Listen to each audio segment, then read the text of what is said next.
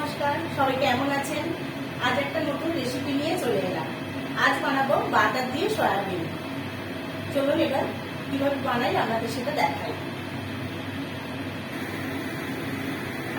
গ্যাসটা আমি অন করে নিয়েছি। এবার এর মধ্যে আমি ছোট করে কেটে রাখা আলুগুলো লাল করে ভেজে নেব।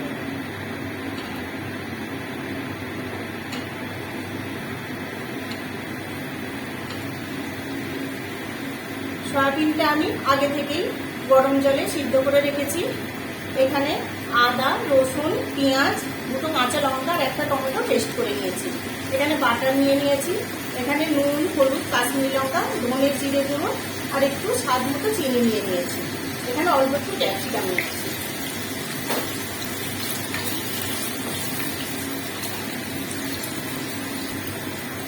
আলুগুলো লাল করে ভাজা হয়ে গিয়েছে। এবার এর মধ্যে আমি ক্যাপসিকামটা দিয়ে দেব।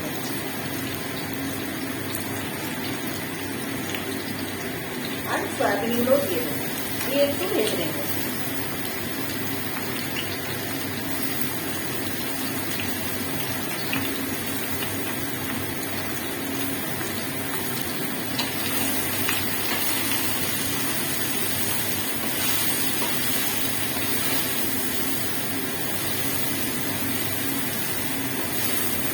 সয়াবিনগুলো খুব বেশি ভাজার দরকার নেই। আমি এর মধ্যে একটু বাটার দিয়ে দেব।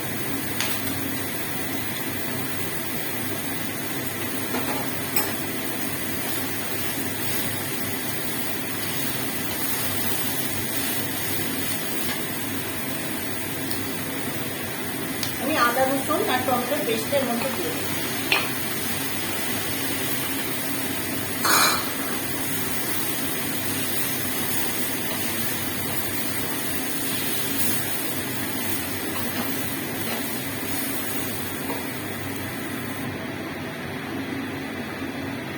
আরো কিছুটা বাটার আমি এর মধ্যে দিয়ে দিলাম।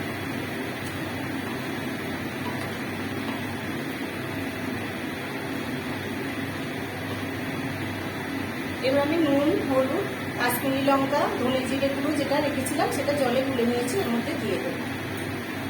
দিয়ে আরেকটু কষে নেব।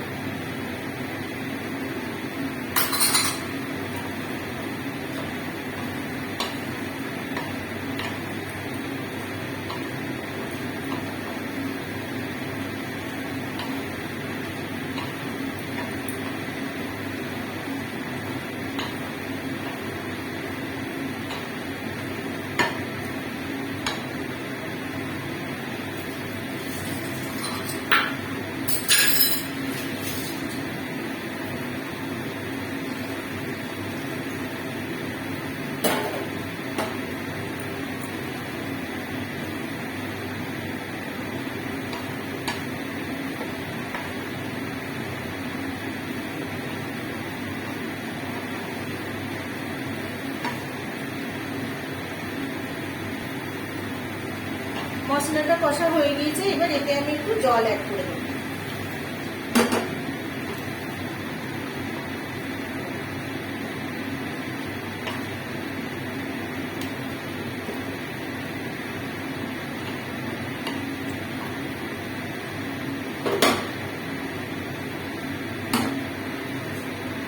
এটা আমি চাপা দিয়ে দেবো।